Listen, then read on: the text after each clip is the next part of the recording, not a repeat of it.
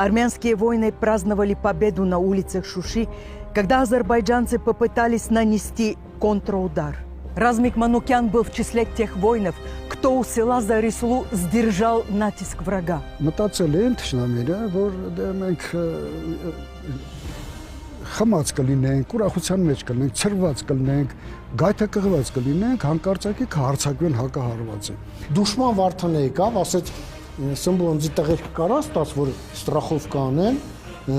մենք մինապատ ենք ճամփել։ Իջանք, հենց մինապատես ճամփեկը, հենց մինապատեց, որ երբ որ տրակեից տեխնիկան հաջորդը չի կարող անցնել։ Եթե դուշման վարդան է, այդ մինաները չդներ, այդ 37 հատ տանկ ու բեմբեն, այդ հալու էր լծվեին Շուշի, ու մենք չէինք կարող ասենք, պատմությունը ոնց կփոխվեր։ Զարիսլուի այդ գիծը պահեցինք, ամբողջ օրը թուրքերի հակահարձակումը պահեցինք եւ ազատվավ Լաչինի այդ միջանցքը։